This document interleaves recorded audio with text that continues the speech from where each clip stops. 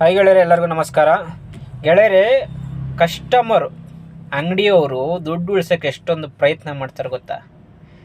Uncle ಡೆಲಿವರಿನಾಗ book ಮಾಡೋರೆ price ಕಮ್ಮಿ ಇರುತ್ತೆ, ವೆಯ್ಟಿಂಗ್ ಚಾರ್ಜ್ ಬರಲ್ಲ ಅಂತೇಳ್ಬಿಟ್ಟು ನಾಳೆ ಸಾಯಂಕಾಲ ಬೇಕಿದ್ರೆ ಗಾಡಿ ಇವತ್ತೇ ಆ್ಯಪಲ್ಲಿ ಹಾಕೋರೆ. ನಾಳೆ ಸಾಯಂಕಾಲ ನಮ್ಮ ಗಾಡಿ ಬೇಕು, ಯಾರಾದರೂ ಬಕ್ರಾ ಇದ್ದಾರ ಅನ್ನೋ ರೇಂಜಿಗೆ ಹಾಕೋರೆ. ಅವ್ರು ದುಡ್ಡು ಬಿಡ್ಸೋಕೋದ್ರೆ ಎಷ್ಟೊಂದು ಪ್ರಯತ್ನ ಮಾಡ್ತಾರೆ ನೋಡಿ. ಅದಕ್ಕೆ ನಾನು ಆ ವಿಡಿಯೋ ಏನಾದರೂ ರೆಕಾರ್ಡ್ ಮಾಡ್ಕೊಂಡು ಅಪ್ಲೋಡ್ ಮಾಡಮ್ಮ ಅಂದರೆ ಯೂಟ್ಯೂಬಲ್ಲಿ ಕೂಡ ಅಪ್ಲೋಡ್ ಆಗ್ತಿಲ್ಲ, ಆ ರೇಂಜ್ಗೆ ಇಟ್ಟವ್ರು ಅದನ್ನು. 900 ರೂಪಾಯಿ, 40 ಕಿಲೋಮೀಟ್ರಿಗೆ 950 ರೂಪಾಯಿ ಇದೆ. 150 ರೂಪಾಯಿ ಕಮಿಷನ್ ಹೋಗುತ್ತೆ, 800 ರೂಪಾಯಿ ಅವ್ನ ಡೀಸೆಲ್ ಏನಾಗುತ್ತೆ, ಅವ್ನ ಖರ್ಚೇನು ಹೋಗುತ್ತೆ. ಎಷ್ಟು ಉಳಿಯುತ್ತೆ ಅವನಿಗೆ ಹೇಳಿ, ನೀವೇ ಅರ್ಥ ಮಾಡ್ಕೊಳ್ಳಿ. ನೋಡಿ, ಬೇಕಿದ್ರೆ ಯೂಟ್ಯೂಬಲ್ಲಿ ತೋರಿಸ್ತೀನಿ ನಾನು.